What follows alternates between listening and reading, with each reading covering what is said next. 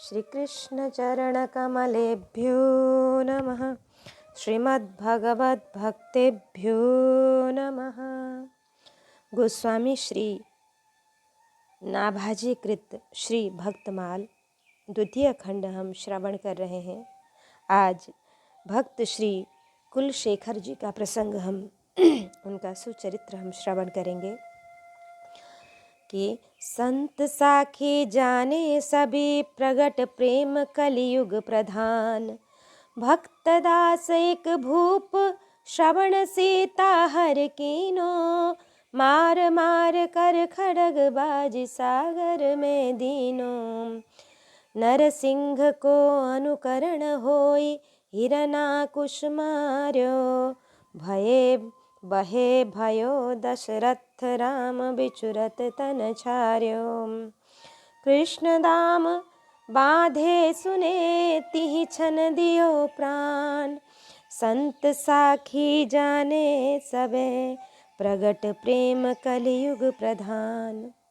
सभी लोग जानते हैं और सज्जन जन इस बात के साक्षी हैं कि कलयुग में केवल प्रेम से ही भगवान को प्रकट किया जा सकता है। भगवान प्रेम से ही प्रकट होते हैं, अतः प्रेम ही प्रधान है। हरि प्राप्ति के साधन साध्यों में अन्य यज्ञादि गौड़ है। और भक्तों का दास कुलशेखर नाम का एक राजा था। उसने रामायण की कथा में रावण द्वारा श्री सीता जी का हरण सुना। सुनते ही उसे आवेश आ गया और वह तुरंत हाथ में तलवार लेकर घोड़े पर सब चढ़कर मारो मारो चिल्लाता हुआ दौड़ा और घोड़े को समुद्र में कुदा दिया। इस प्रेम को देखकर प्रभु श्री राम ने सीता समेत उसे दर्शन देकर समुद्र से निकाला। दूसरे एक प्रेमी भक्त ने श्री नृसिंह लीला के अनुकरण में नृसिंह बनकर हिरण्यकशिपु बने हुए व्यक्ति को सचमुच ही मार डाला। पुनः रामलीला में उसी भक्त ने दशरथ बनकर श्री राम जी के वियोग में अपने शरीर को भी त्याग दिया। श्री रतिबंती बाई ने श्रीमद् भागवत की कथा में सुना कि माता यशोदा ने रस्सी से श्री कृष्ण को बांध दिया। सुनते ही अपने प्राण त्याग दिए। इन भक्त चरित्रों से कलियुग में प्रेम की प्रधानता ही प्रकट एवं सिद्ध हुई। संत साखी इसलिए कि संत झूठ नहीं बोलते। सुनहु भरत हम झूठ न कहहीं।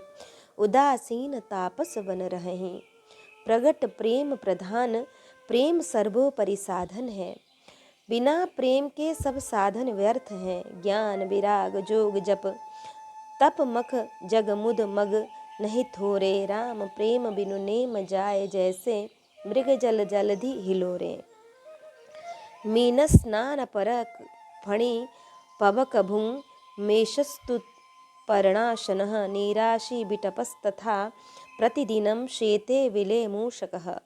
नित्यं धूलिभूसर खरगतः ध्यानानुरक्तो बकः।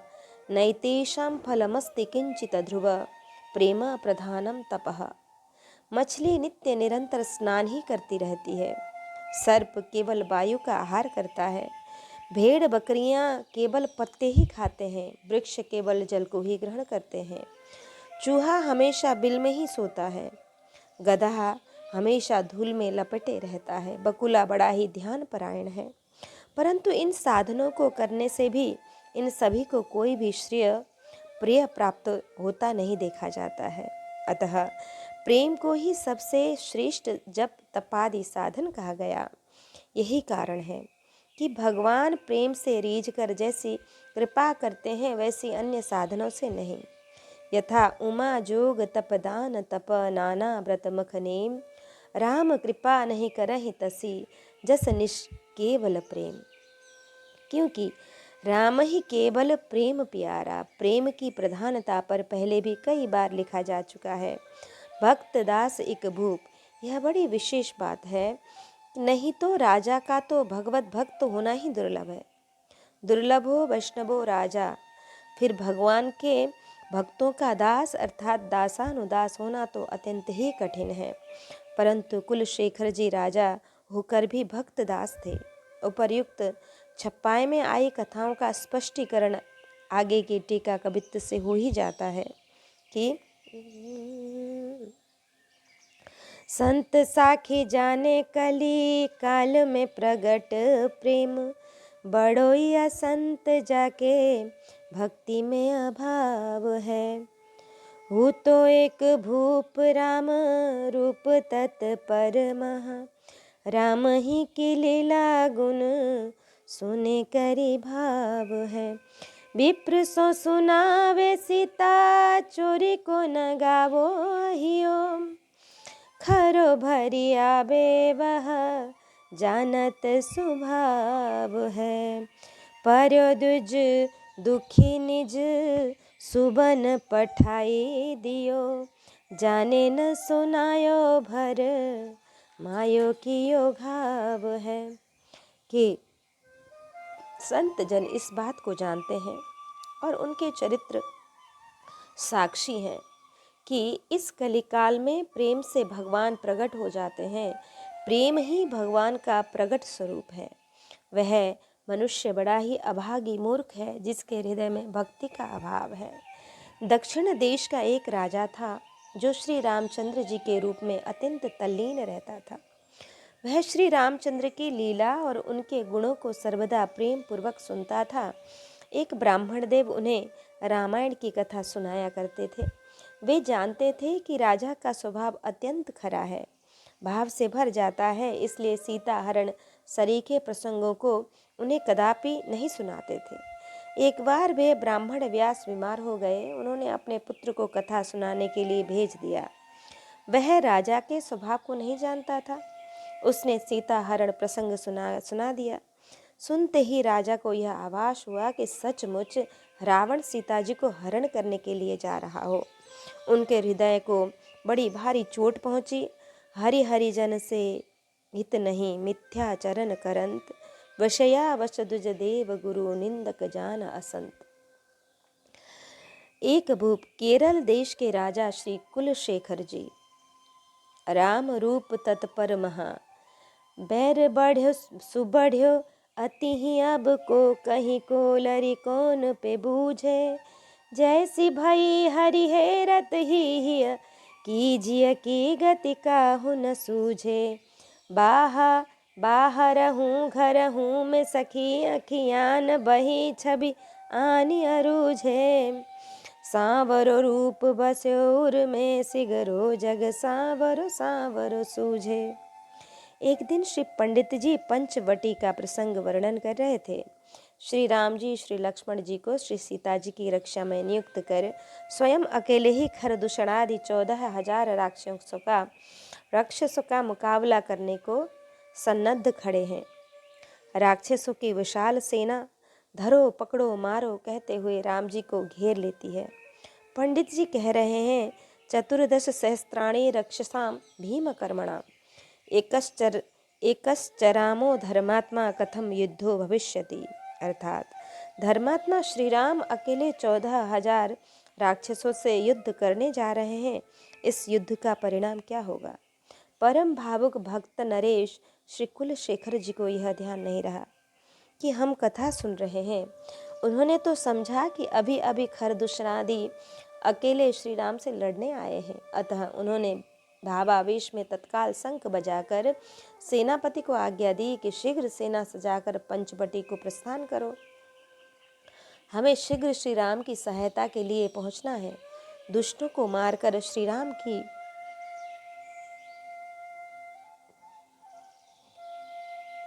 विजय पताका फहरानी है।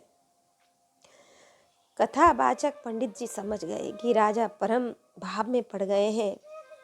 उन्हें अतीत की घटना प्रत्यक्षवत भास रही है। अतः राजा का समाधान करने के लिए उन्होंने तुरंत ही कहा कि श्री राम ने एक ही क्षण में समस्त राक्षसों का संहार कर दिया। अब वे सुखपूर्वक श्री सीता जी और श्री लक्ष्मण जी के सहित विराजमान हैं। तब राजा का आवेश शांत हुआ। श्री रघुराज सिंह जी ने तो लिखा कि राजा सेना सजाकर 3 कोस तक चले गए। तब मंत्रियों ने विचारा कि हम लोगों के कहने से तो घर लौट नहीं सकते, अतः संतों को भेजा। संतों ने जाकर राजा से कहा कि हमें श्री राम जी ने भेजा है, आपको हम श्री राम जी का संदेश सुनाते हैं। प्रभु ने कहा है कि हमने अकेले ही सभी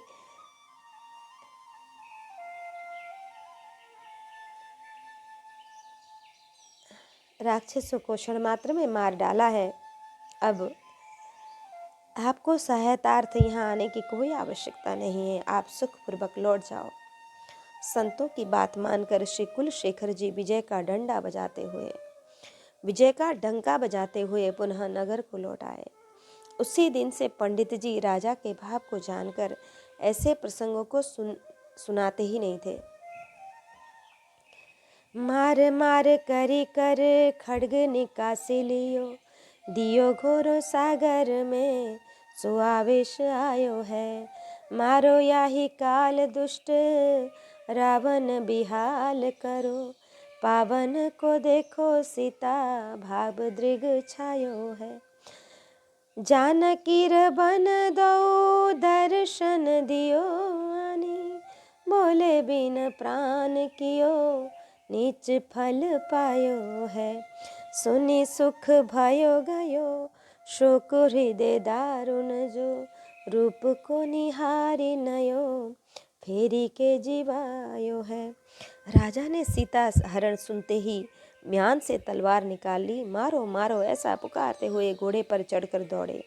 शरीर में ऐसा प्रेमावेश आ गया कि लंका पर आक्रमण करने के लिए घोड़ों पर चढ़कर यह कहते हुए समुद्र में कूद ही पड़े कि उस दुष्ट रावण को हाल बेहाल कर दूंगा, इसी समय उसे मार डालूंगा और श्री सीता जी के चरणों का दर्शन करूंगा। चरणों के दर्शन का भाव आंखों में भर गया था, अश्रुपात हो रहा था। राजा की ऐसी प्रेम विभोर अवस्था को देखकर श्री सीता जी और श्री रामचंद्र जी दोनों ने आकर दर्शन दिया और राजा से बोले कि उसे तो मैंने मार डाला, उस नीच ने जैसा कर्म किया था वैसा ही फल पा गया, अब घर लौट चलो। श्री राम जी के ऐसे वाक्य सुनकर राजा को बड़ा सुख हुआ। हृदय में जो दारुण कष्ट था वह दूर हो गया। इष्ट रूप के दर्शनों से राजा को मानो पुनः नया जीवन मिल गया हो। वे फिर अपने घर आए। जानकी रवन दो, राजा ने जब घोड़ा समुद्र में कुदा दिया तो प्रभु ने तत्काल प्रकट होकर घोड़े की रास थाम ली और बोले, मैं उस दुष्ट रावण को मार आया हूँ। राजा बोले कि माताजी कहाँ हैं? तब तो श्री प्रभु ने अपने साथ श्री जानकी जी को भी लेकर उन्हें दर्शन दिया। अपने सखा परिकरों के सहित पुष्पक विमान पर आरूढ़ हो श्री युगल सरकार का दर्शन कर राजा कुलशेखर कृतकृत्य हो गए। श्री कुलशेखर जी भगवान की कौस्तुभ मणि के अवतार कहे जाते हैं। कुंभे पुनर्वसौ जातम केरले चोलपट्टने, कौस्तुभाषम धराधीशम कुलशेखरमाश्रय। आपका प्रादुर्भाव कुंभ राशि पर सूर्य के स्थित होने पर शुक्ल पक्ष द्वादशी तिथि पुनर्वसु नक्षत्र दिन शुक्रवार को हुआ। आपके पिता परम धर्मात्मा राजा दृढ़व्रत संतान की कामना से श्री नारायण की आराधना किए थे। भगवान ने कुल की कीर्ति को उज्जवल करने वाले स्वांशभूत पुत्र को उत्पन्न होने का वरदान दिया। इसी से उनका नाम कुलशेखर रखा गया। अल्प काल और अल्प प्रयास में ही इनको सभी विद्याएं प्राप्त हो गईं। इनको सब प्रकार से सब लायक देखकर राजा दृढ़व्रत ने राज्यकाल इनको सौंपकर स्वयं संन्यास ले लिया। श्री कुलशेखर जी श्री राम के उपासक थे, अतः अपने राज्य में उन्होंने श्री राम राज्य का आदर्श उपस्थित किया। श्री राम राजा के ही समान उनके राज्यकाल में भी प्रजा को परम सुख था। वर्णाश्रम निज निज धर्म तीरथ वेद पथ लोग, चलहि सदा पावहि सुखहि, नहीं भय शोक न रोग। जैसे श्री राम जी की साधु ब्राह्मणों में बड़ी भक्ति थी, उसी प्रकार राजा कुलशेखर भी साधु ब्राह्मणों को भगवान के समान मानकर उनके लिए सदा सर्वदा अपना सर्वस्व अर्पण करने के लिए तैयार रहते थे।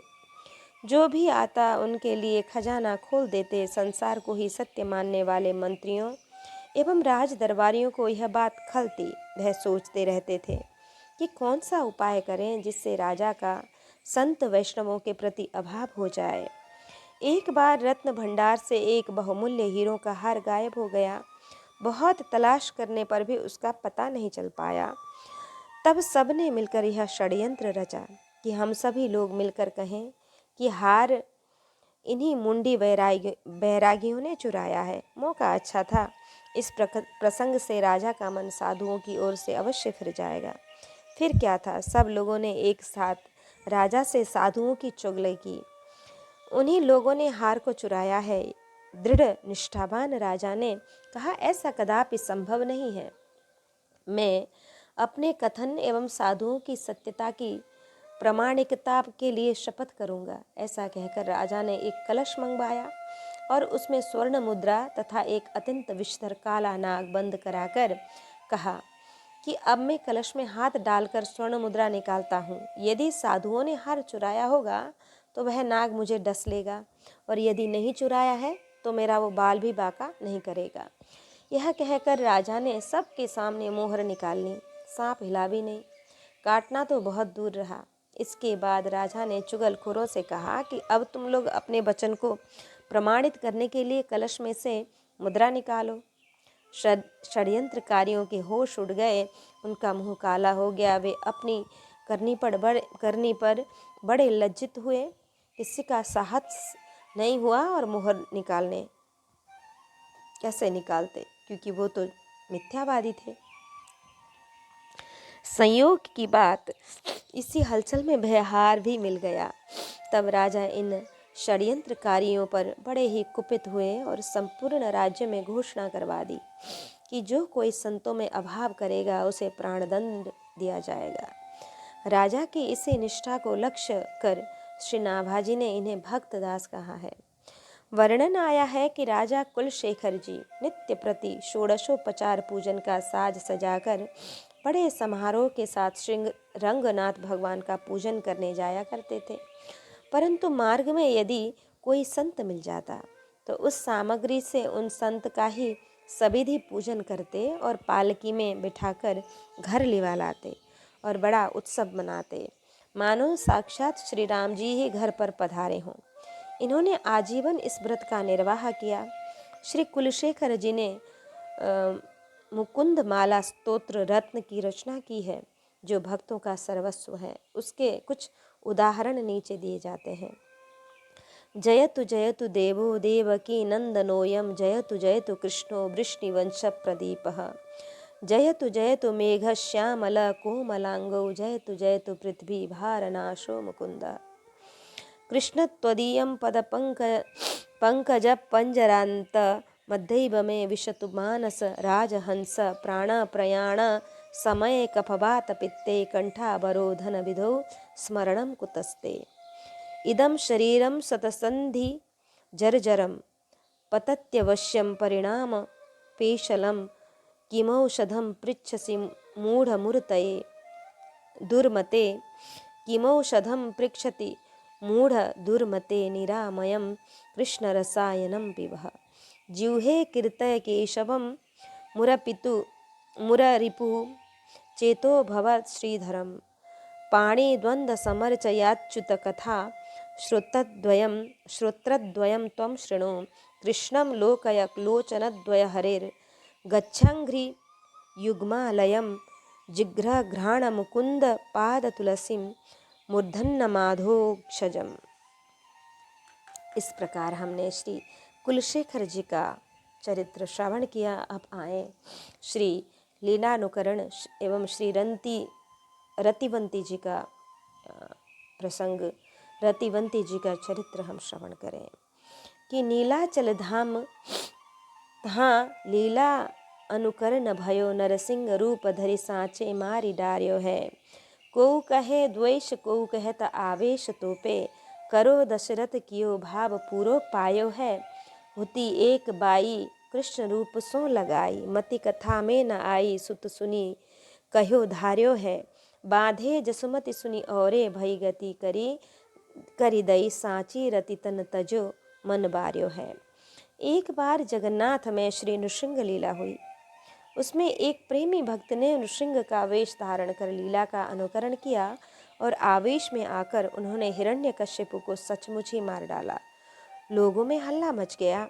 कुछ लोग कहते थे कि इसने द्वेषवश मारकर बदला चुकाया है, तो कुछ लोग कहते कि इसने आवेश में आकर मारा है। अंत में परीक्षा करने के लिए लोगों ने कहा कि इन्हें रामलीला में दशरथ बनाओ, तब पता लगेगा। रामलीला की तैयारी हुई। उन्हें दशरथ बनाया गया। श्री राम जी के वन चले जाने पर उनके वियोग में व्याकुल होकर विलाप करते करते उन्होंने अपना शरीर त्याग कर भाव को पूरा ही कर दिया। श्री रतिबंती जी नाम की एक बाई थी। वह बड़ी भक्ता थी। उसने बाल कृष्ण के स्वरूप में अपनी बुद्धि लगा दी। नित्य प्रति वात्सल्य भाव से उपासना करती और कथा श्रवण करती थी। किसी कारणवश एक दिन वह कथा में न गई। अपने पुत्र को कथा सुनने के लिए भेज दिया। कथा सुनकर आने पर पुत्र से पूछा कि कथा सुनी ही कि नहीं। कथा सुनी ही कि सुनी है, उससे धारण भी किया है। कथा सुनी है या फिर उसे धारण भी किए हो, सुनाओ। आज कौन सी कथा चली थी, कौन सी कथा हुई है? पुत्र ने कहा, आज तो माता यशोदा ने बाल कृष्ण की कमर में रस्सी बांधकर उसे उखल में बांध दिया, यह कथा हुई है।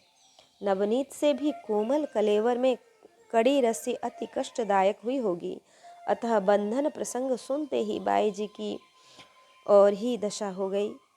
बाल कृष्ण के कष्ट का अनुभव करके उन्होंने अपनी प्रीति को सच्ची करके दिखा दिया और अपने शरीर को मानो न्यौछावर ही कर दिया हो।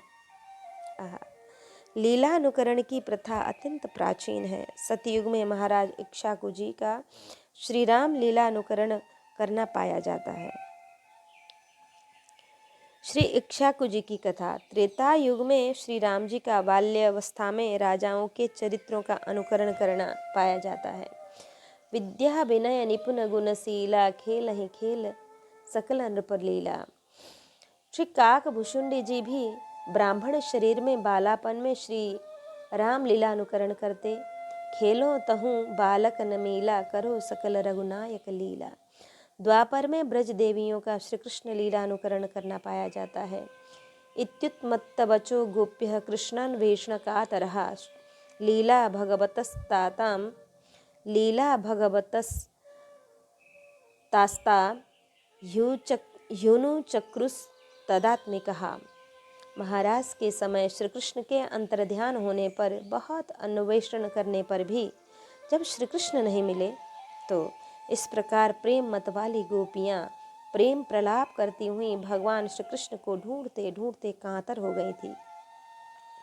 इससे और भी अधिक प्रेमावेश हो जाने के कारण वे भगवनमय होकर भगवान की विभिन्न लीलाओं का अनुकरण करने लगीं।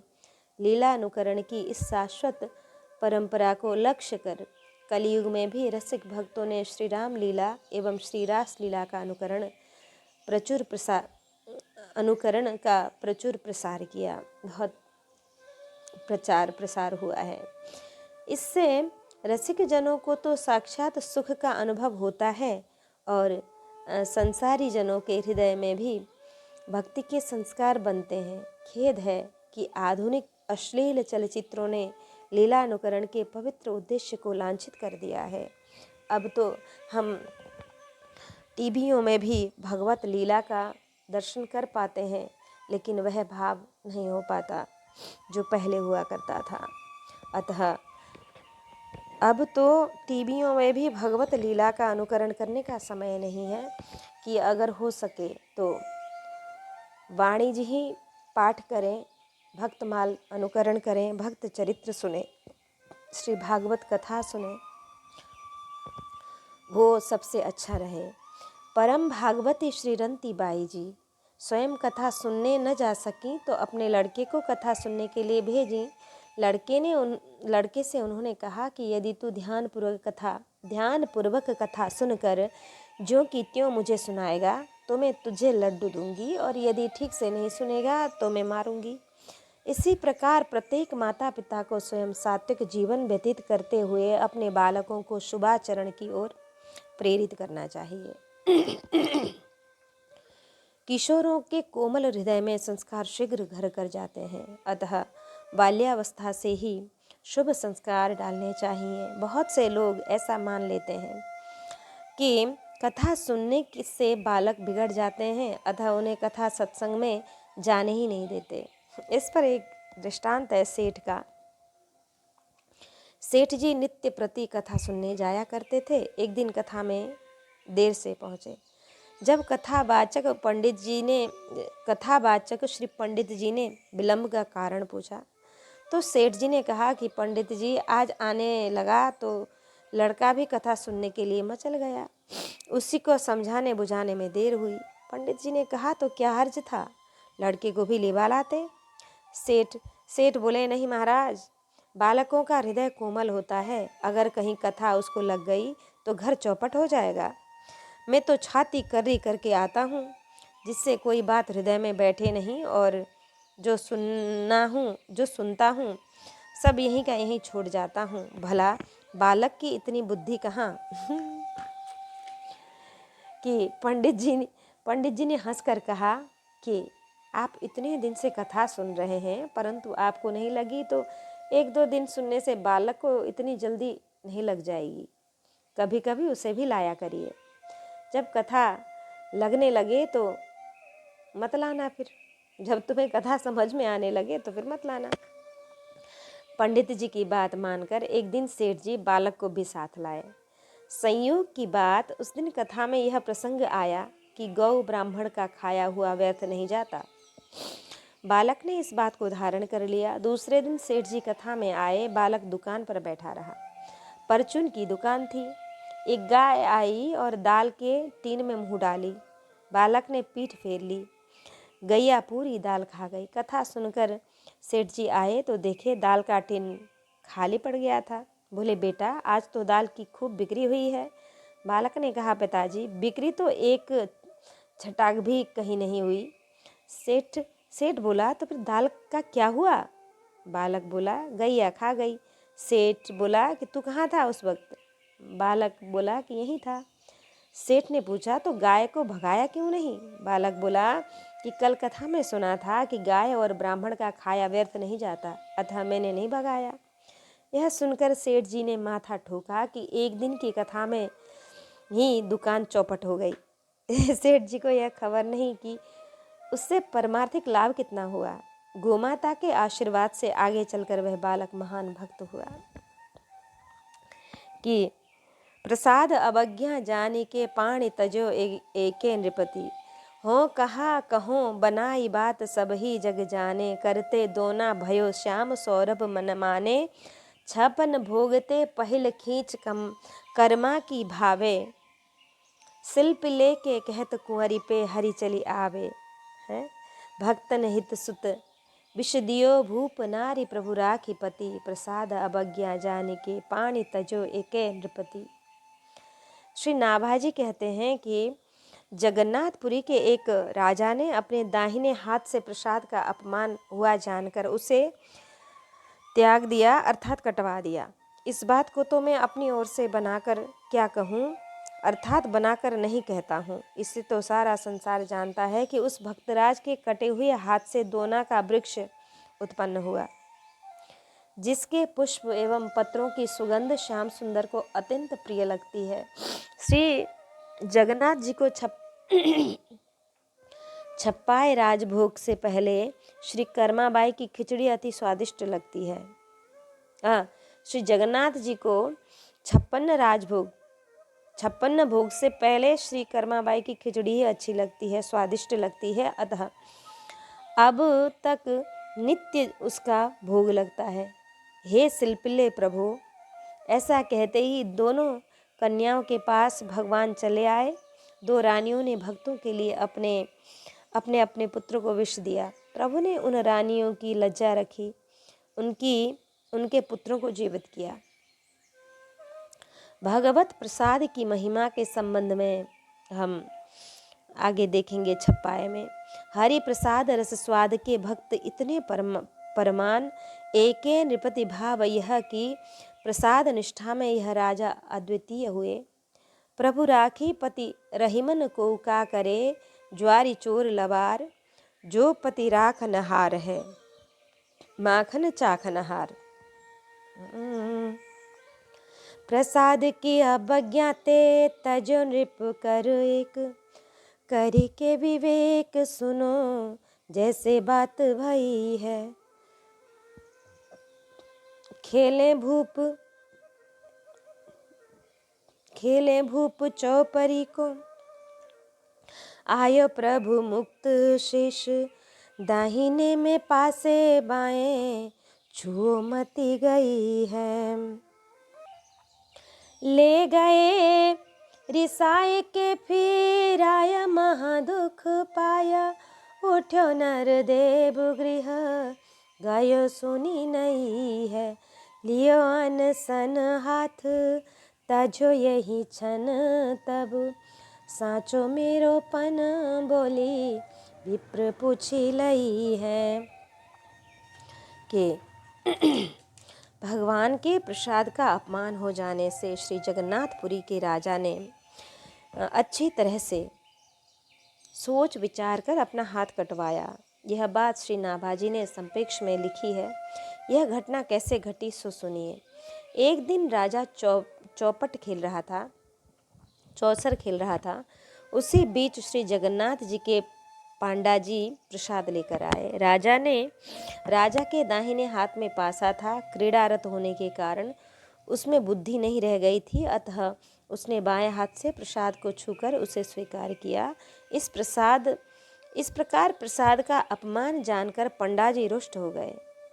प्रसाद राजमहल में न पहुंचाकर उसे वापस ले गए और अपने मन में बहुत दुखी हुए। चौसर खेलकर राजा उठे और अपने महल में गए। वहाँ उन्होंने नई बात सुनी कि मेरे अपराध के कारण अब मेरे पास प्रसाद कभी नहीं आवेगा। राजा ने अपना अपराध स्वीकार कर अन्न जल त्याग दिया। उसने मन में विचारा कि जिस दाहिने हाथ ने प्रसाद का अपमान किया है उसे अब मैं अभी काट डालूंगा। यह मेरी सच्ची प्रतिज्ञा है। ब्राह्मणों की सम्मति लेना उचित समझकर राजा ने उन्हें बुलाकर पूछा कि यदि कोई भगवान के प्रसाद का अपमान करे तो चाहे वह कोई अपना प्रिय अंग ही क्यों न हो, उसका त्याग करना उचित है या नहीं। ब्राह्मणों ने उत्तर दिया कि राजन, अपराधी का तो सर्वथा त्याग ही उचित है। इसके दो कारण हैं। हाथ में पासा लिए थे, पासे में कलयुग का वास है, अतः मति मारी गई। दूसरा कि पासा खेलने वाले जुआरी का कुसंग। कहा गया है, को न कुसंगति पाई न साई, रहे न नीच मते चतुराई। बसी कुसंग चाहत कुशल, तुलसी यह अफसोस, महिमा घटी समुद्र की, रावण बसा परोस। रियते ही मतिस्तात हीनैस्सह समागमात्, समयस्तु समताम याति विशिष्टस्तु विशिष्टताम। नीच पुरुष का संग करने से बुद्धि नीचता को ही प्राप्त करती है। समान का संग करने से समानता को एवं विशिष्ट पुरुष का संग करने से विशिष्टता को प्राप्त होती है। गृह गयो। जब राजा की बुद्धि ठिकाने भई तो अपनी करनी पर बड़ा पश्चाताप हुआ। बड़े पछताए और वह शीघ्र ही प्रसाद लेने घर को गए, क्योंकि नित्य का नियम था कि पुजारी महल में भी प्रसाद देते थे। हाथ तजो जाके प्रिय न राम वै देही, तजिए ताहि कोटि बैरी सम, यद्यपि परम स्नेही। हरिते विमुख संग नहीं, करऊँ संत संग सुख पाऊँ, सम मन समेत सबही इंद्रिय को, हरि के भजन लगाऊँ। जो अपराध करे मेरो, अंग ताको काटि बहाऊँ, हरितज कबहु आन की आशा, मन में नाहि न लाऊँ। करिके शपथ कहत हरिदासा, यह पन नाहि भुलाऊँ। राजा ने पूछा कि यदि किसी अंग से भगवत अपराध हो जाए तो उसका क्या प्रायश्चित है। ब्राह्मणों ने समझा कि किसी और के लिए पूछते हैं, अतः उन लोगों ने सहज भाव से कह दिया, प्रतिकूलस्य वर्जनम, अर्थात उस अंग को तो काट कर फेंक देना चाहिए। जैसे दक्ष के यज्ञ में श्री शिवजी के गणों ने श्री शिवजी का अपमान करने वाले को दंड दिया था, वहाँ भी जिसने जिस अंग से श्री शिवजी का अपराध किया था उसे ही दंड दिया गया। जैसे भृगुजी ने दाढ़ी हिलाई तो उनकी दाढ़ी उखाड़ ली गई। भग देवता एवं कई एक सदस्य ने नेत्रों से इशारा किया था तो उनके नेत्र निकाल लिए गए। पूषा देवता ने उपहास करते हुए दांत दिखाए थे तो उनके दांत तोड़ दिए। अधर्यु गणों ने हाथ से संकेत किया था तो उनके हाथ तोड़ दिए थे। दक्ष का तो सिर ही धड़ से अलग कर दिया गया। कि यहाँ ब्राह्मणों ने सामान्य प्रायश्चित की व्यवस्था बताई। ऐसे अपराधों का वास्तविक प्रायश्चित तो यह है कि उस अंग से पुनः वैसा अपराध न करने का संकल्प करके उससे अधिकाधिक भगवत भागवत सेवा की जाए। त्याग असद्भाव का ही करना चाहिए। काटे हाथ कौन मेरो रहो गही मोन याते, पूछत सचिव कथा बिथा सो विचारिए। आवे एक प्रेत मोह दिखाई नहीं देत निशी, डारी के भरोसा कर शोर करे भारिये। सो ढिंग आई रहो आपको छिपाई, जब डारे पानी आनी तब ही सुकाटी डारिये। कही नृप भले चौकी देत में घुमायो भूप, डार्यो उठी आई छेद न्यारो कियो बारिये। राजा ने अपने मन में हाथ कटाना निश्चित कर लिया, परंतु मेरे हाथ को अब कौन काटे यह सोचकर मौन और अत्यंत खिन्न हो रहे थे। राजा को उदास देखकर मंत्री ने उस उदासी का कारण पूछा। आपको कौन सी पीड़ा है उसे बताइए, जिससे उसे दूर करने का उपाय विचारा जाए। राजा ने कहा, नित्य रात के समय एक प्रेत आता है और वह मुझे दिखाई भी देता है। कमरे की खिड़की में हाथ डालकर वह बड़ा शोर करता है, उसी के भय से मैं दुखी हूँ। मंत्री ने कहा कि आज मैं आपके पलंग के पास सोऊंगा और आप अपने को दूसरी जगह छिपाकर रखिए।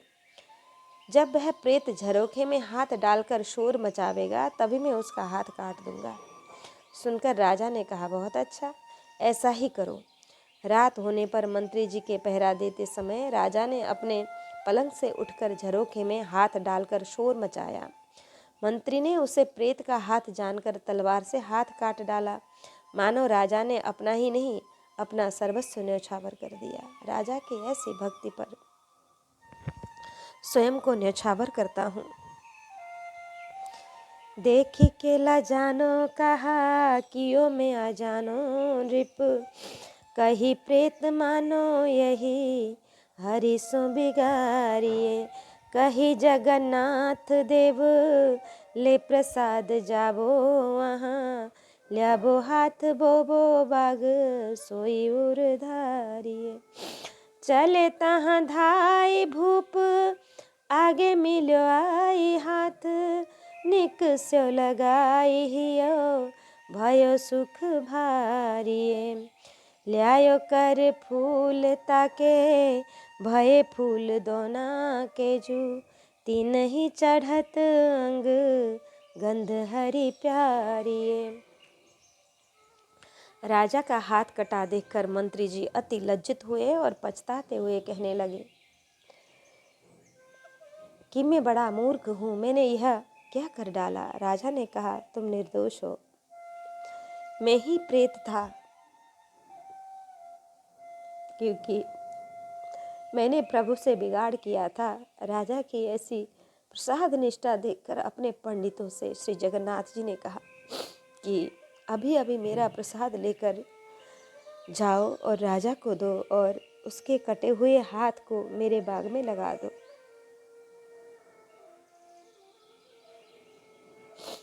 भगवान की आज्ञा अनुसार पंडे लोग प्रसाद को लेकर दौड़े। उन्हें आते देखकर राजा आगे आकर मिले। दोनों हाथों को फैलाकर प्रसाद लेते समय राजा का कटा हुआ हाथ पूरा निकल आया। जैसा था वैसा ही हो गया। राजा ने प्रसाद को मस्तक और हृदय से लगाया। उससे भगवत कृपा का अनुभव करके बड़ा भारी सुख हुआ। पंडे लोग राजा का कटा हुआ वह हाथ रूपी फूल ले आए, उसे बाग में लगा दिया। उसी से दोना के वृक्ष हो गए। उसके पत्र पुष्प नित्य ही जगन्नाथ जी के श्री अंग पर चढ़ते हैं। उनकी सुगंध भगवान को बहुत प्रिय है लगती है। भगवत अपराधी ही वास्तविक प्रेत है। एक पुजारी का दृष्टांत कि एक राजा ने मंदिर बनवाकर उसमें श्री युगल सरकार श्री सीताराम जी की प्रतिष्ठा कराई थी। भक्त राजा ने भगवान के लिए बहुमूल्य वस्त्राभूषण बनवाए थे। एक ब्राह्मण पुजारी नियुक्त कर रखा था। श्री जानकी जी के आभूषणों को देखकर पुजारी को लोभ आया। उसने श्री जानकी जी के सभी आभूषण अपनी पत्नी को लाकर पहना दिए और नकली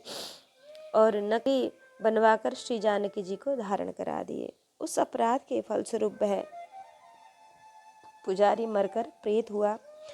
एक बार एक संत को दिखाई पड़ा। पूछने पर सब विवरण बताया और प्रार्थना की कि अमुक जगह मैंने 200 रुपये पृथ्वी में काट रखे हैं, उस रुपयों के द्वारा आप भागवत सप्ताह करा दो तो मेरा उद्धार हो जाएगा। महात्मा ने ऐसा ही किया। सोई उद्धारिये का दूसरा अर्थ यह है कि श्री जगन्नाथ भगवान ने कहा कि मैं उसे उस पर सोई उद्धारिये धारण करूँगा।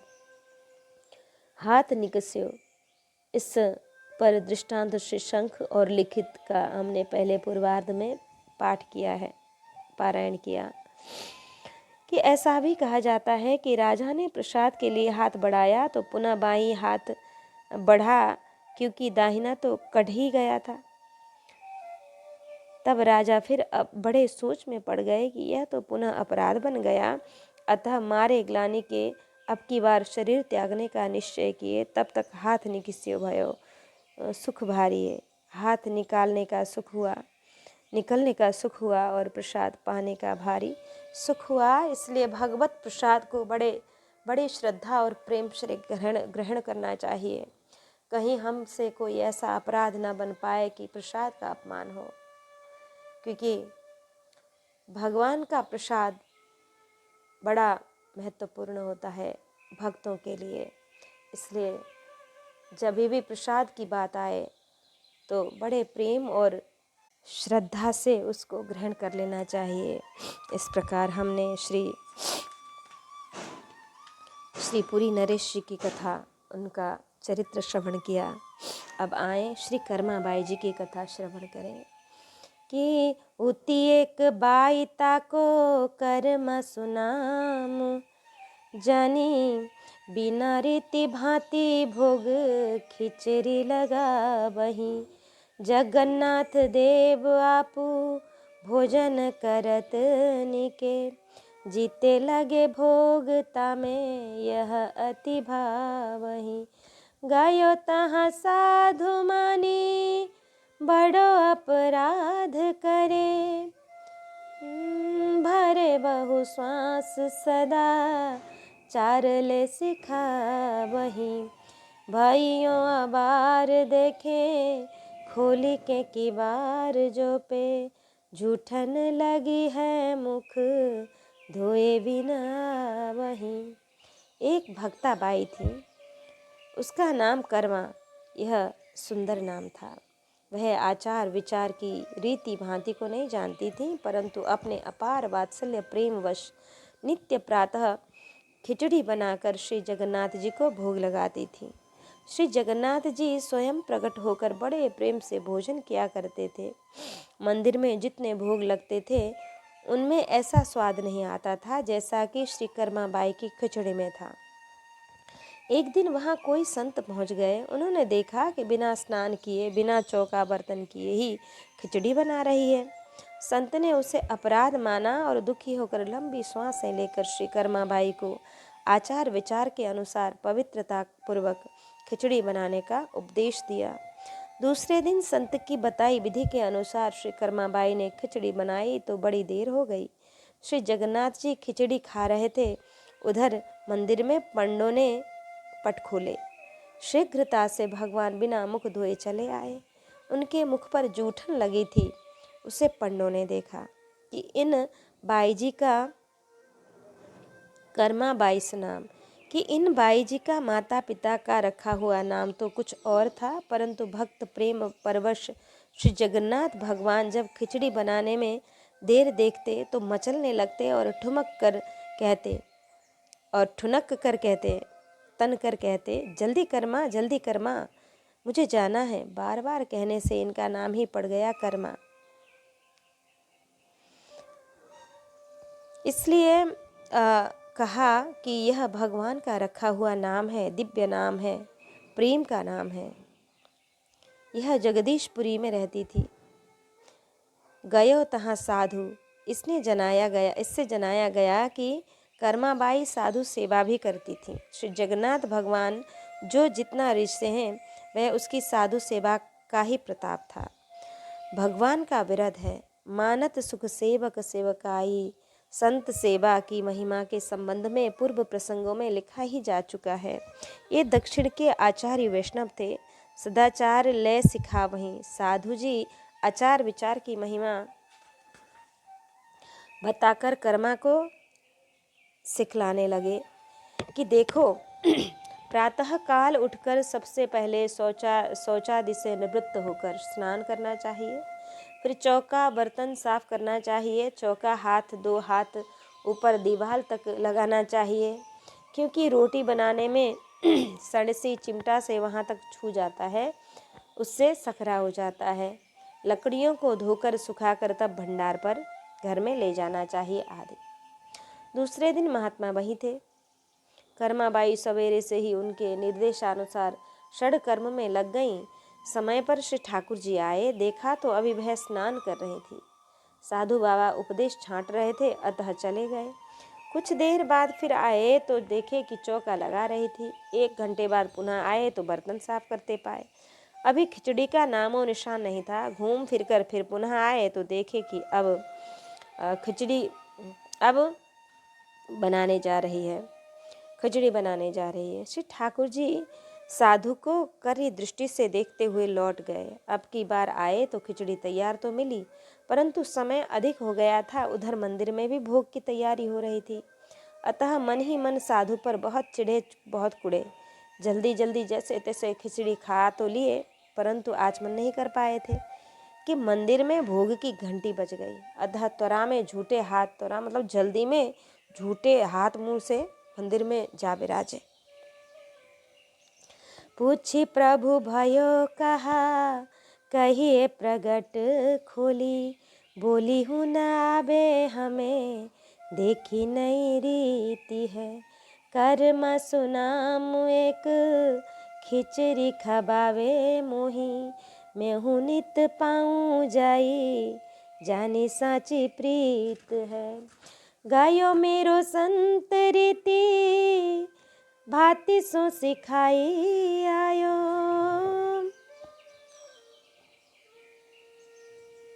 मत मो अनंत बिनु, जाने यूं अनीति है। वही साधु सोजू, साधी आवो वही बात। जाई के सिखाई हिये, आई बड़ी भीति है। पुजारियों ने श्री जगन्नाथ जी से पूछा, प्रभु कहिए ये क्या हुआ? आपके मुखार विंद पर खिचड़ी की जूठन कैसे लगी? आप कहाँ से खिचड़ी खाकर आए हैं? सो कृपा करके प्रकट कीजिए। इस दृश्य को देखकर हमारी वाणी अवरुद्ध हो गई है, हमसे कुछ कहा नहीं जाता। आज हमने यह नई बात देखी है। श्री जगन्नाथ जी बोले, कर्मा नाम की एक भक्ताबाई है, वह नित्य प्रातः खिचड़ी का भोग अर्पण करती है। उसकी सच्ची भक्ति देखकर मैं भी नित्य उसके घर जाकर खाता हूँ। मेरे एक संत वहाँ पहुँचे और उसे बनाने की शास्त्रीय रीति भीति सिखाए। मेरे अनेक मत हैं, उपासना की विधियाँ अनंत हैं। इस रहस्य को जाने बिना जो एक विधि को उपासक की निष्ठा के विपरीत अमान्य कर देते हैं, वे अन्याय करते हैं। श्री ठाकुर जी की इच्छा जानकर पुजारियों ने उस साधु को बुलाकर सब वृत्तांत बताते हुए कहा कि आप श्री कर्माबाई के पास जाकर उसे समझा आइए कि वह अपनी विधि से अपनी विधि से ही खिचड़ी का भोग बनाया करे, वह विधि श्रेष्ठ है। उस संत ने कर्माबाई के पास जाकर उसे समझा दिया। संत के मन में बड़ा भारी भय हुआ कि इस अपराध से प्रभु कहीं रुष्ट न हो जाएं।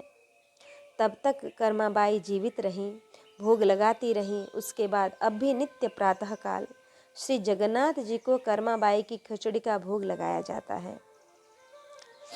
नई रीति यह है कि यहाँ मंदिर में नित्य 56 भोग लगता है। उसे छोड़कर न जाने किसके घर खिचड़ी खाने गए थे। खाए भी तो झूठे हाथ मुंह क्यों आए। खिलाने वाले ने खिचड़ी तो खिलाई, परंतु आचमन क्यों नहीं कराया आदि। साची प्रीति साचे मन के मीता, रघुबर साचे मन के मीता। रामानुजाचार्य जी के प्रसंग में भी ये आता है। जाई के सिखाई साधु ने जाकर कहा, अरे कर्मा, जब मैंने घर जाकर पोथी देखी तो उसमें पाया कि यह सब आचार विचार मुझ सरीखे ब्राह्मणों के लिए है, तेरे लिए अर्थात तुझ सरीखे प्रेमियों के लिए नहीं है। तुम तो जैसे पहले करती धरती थी वैसे ही क्या करो। यह आई बड़ी भीति है, यह दोनों के साथ लगता है। महात्मा जी को भय हुआ प्रभु के नाराज होने का, एवं कर्माबाई को भय हुआ कि हे भगवान, ये एक बार आए तो दुनिया भर का टिटिम्मा सिखा गए, पता नहीं अब की बार क्या सिखाने आए हैं। परंतु जब पंडित जी ने पहले की तरह ही खिचड़ी बनाने की छूट दी तो कर्माबाई बहुत प्रसन्न हुई और बोली कि महाराज जी, आज आपका नेवता है, आज तो आप हमारे श्री ठाकुर जी के यहाँ ही प्रसाद पाइएगा। आचार्य बाबा ने कहा, कर्मा, तू तो श्री ठाकुर जी को ही पवाया कर, उनके पा लेने से समस्त विश्व भर का नेवता हो जाता है। तथा साथ ही एक बात यह भी है कि मैं श्री ठाकुर जी की बराबरी नहीं कर सकता, वे तो समर्थ हैं, जो कुछ करें उन्हें सब शोभा देता है। प्रभु समरथ कौशलपुर राजा, जो कछु करहीं उन्हीं सब छाजा। हम लोगों के लिए तो आचार विचार अनिवार्य है। यह कहकर आचार्य जी ने अपना रास्ता लिया। कोई कोई यह भी कहते हैं कि न्योते की बात सुनकर आचार्य जी बहुत प्रसन्न हुए और बोले कि कर्मा, सोच तो मैं भी रहा था कि अपने हाथ से बहुत दिन बनाया पाया, एक दिन कर्मा के हाथ की बनी खिचड़ी का भोग पाकर अपना सौभाग्य मानो। वर्णन आया है कि श्री कर्माबाई जब तक जीवित रहीं, श्री जगन्नाथ भगवान को खिचड़ी का भोग लगाती रहीं। जिस दिन कर्माबाई जी ने शरीर छोड़ा, उस दिन श्री ठाकुर जी ने बहुत रोए और मारे दुख के भोग नहीं आरोगे। पंडा पुजारियों ने राजा से जाकर कहा। राजा भी रोने लगे और आकर पूछे, जय जय प्रभु, आज आप इतने उदास क्यों हैं? नैवेद्य क्यों नहीं आरोगते हैं? श्री ठाकुर जी का प्रथम तो बोल ही नहीं निकला। पहले सिसकियां भर रहे थे, पूछने पर जोर से रोने लगे, हिचकियां बंध गई। बार बार पूछने पर बोले कि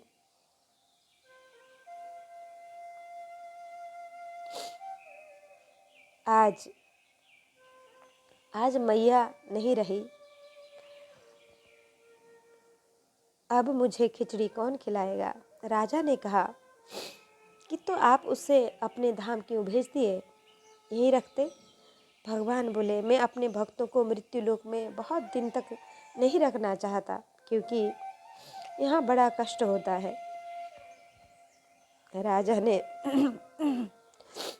राजा ने हाथ जोड़कर कहा, प्रभु, श्री कर्माबाई का सा प्रेम तो हम लोगों को नहीं हो सकता है, परंतु उनके नाम से खिचड़ी का भोग तो आपको सदा सर्वदा लगता ही रहेगा। कहते हैं कि आज तक श्री जगन्नाथ भगवान को 56 भोग से पहले खिचड़ी का ही भोग लगता है, और भोग लगाते समय कहा जाता है कि यह कर्माबाई की खिचड़ी है। बोलिए भक्त वत्सल भगवान की जय। ऐसे प्रेमी है भगवान।